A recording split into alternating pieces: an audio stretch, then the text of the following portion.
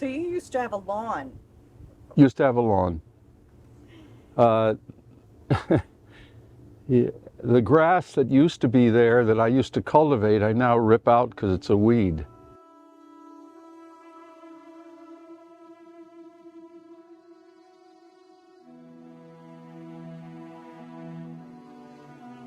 Well, like many things, I got involved with dahlias unexpectedly. Turns out my first wife had grown them not very successfully, grown 2 or 3 plants, and I had the tubers kicking around after she passed away, and I just went out and planted them. They didn't work too well, not much success.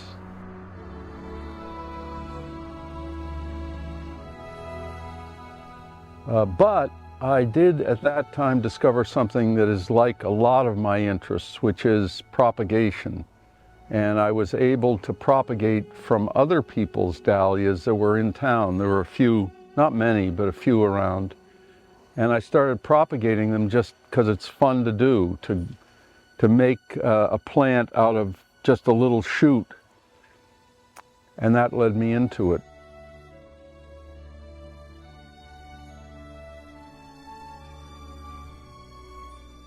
But there was something that was extraordinary about his garden in that he didn't have it in the backyard like a well-groomed garden.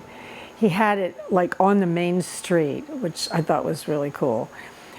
And, you know, one day I just stopped there and I said, you know, I had to introduce myself because I was new in town living in '93.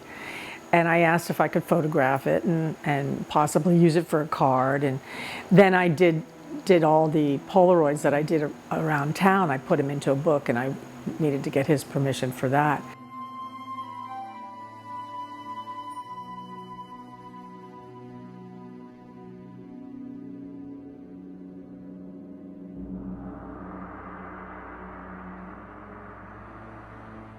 I came in the spring, so there was pretty much nothing there. And then all of a sudden, like these posts started to be put in, the sticks or the supports for these flowers. And all of a sudden, there were these extraordinary flowers. And then people started to like slow down on the road as the season got more involved. And I was doing a series of painted Polaroid cards that I could sell in the shops to support my painting. And I did one of his garden.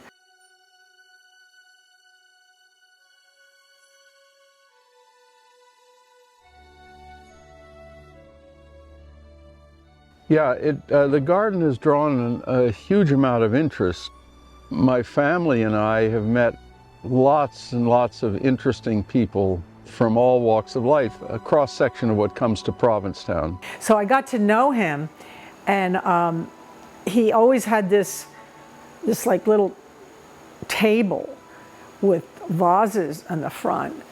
I was just taken by it. Well, you can see this. This is the payback I get for being crazy. This is only, right here is only one garden. You've got images from a couple of gardens, and I have, in terms of big and little, I've got now 7 gardens. And I have just around 600 plants. So you can imagine the weight alone is probably in excess of a ton of these tubers.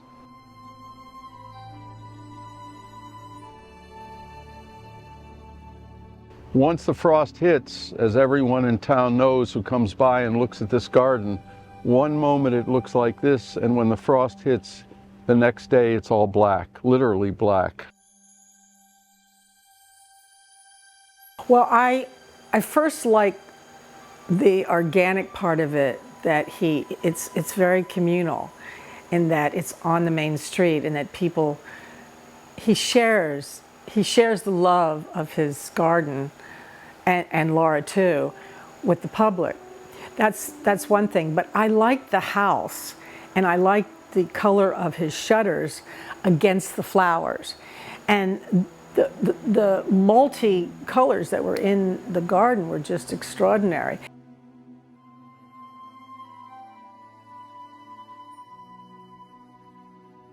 And you know, it's not that type of perfect garden.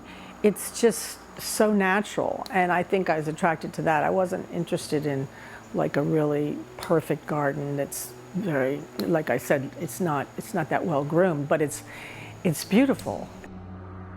And I myself feel that about myself, you know, just not this low maintenance, and it's like the garden's almost like Herring Cove. It just comes in and goes out, and it's just like it's there, and then it keeps building, and then the different heights, and it is wild.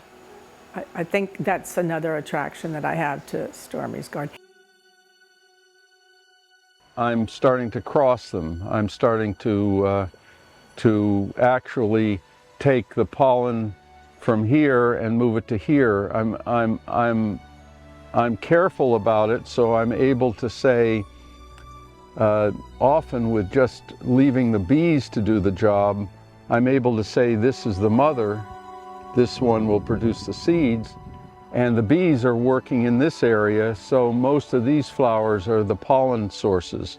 All of these plants have tubers looking a little like sweet potatoes underneath them. All of these do.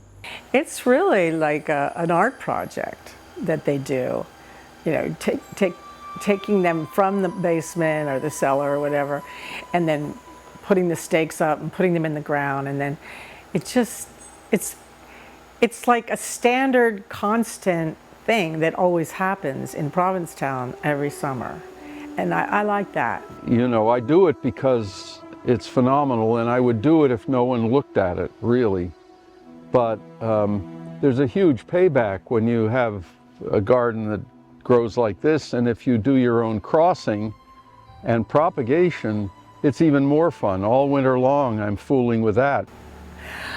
I think that the combination of the flowers up against each other are different. Like I don't really know if it's organized in a certain kind of way. There's always a different combination. It's almost like, you know, you put your palette out, but when you're painting, there's certain colors that it's called a ping, certain colors against each other, and I always look for that in the garden. You can just see here around me, the colors are completely different and cover almost the whole range.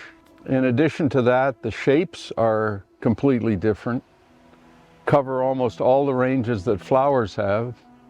I'm only growing here the formals and informals and a couple of others. There are a whole variety of other forms that I grow actually in one of the other gardens.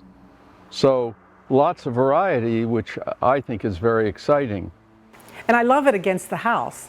There's something about that house that makes it like more pure or just more appealing. The people in town really, well, they respect Laura and Stormy for what they do. Like they clean the beach and they, you know, the coastal studies. But I think that they have a high regard for them of sharing their flowers. To me, it's completely fascinating in the extreme. These are all known cultivars, famous show dahlias. But then I have all these that I grow from seeds, and what comes out is completely unexpected. There's virtually no rhyme or reason that I can determine as to what I get. And so I get these beautiful flowers that come out of a completely different flower, and that's kind of intriguing. Being a biologist, it gets a little extra intriguing. It's a beautiful sight to see when you can go past that and then even stop and go take a flower. I think this satisfies a part of me that I suppose a piece of me is interested in botany, but I think it if you get right down to it, it probably satisfies something that everyone has, which is an interest in something that produces something. It's a hell of a lot of fun.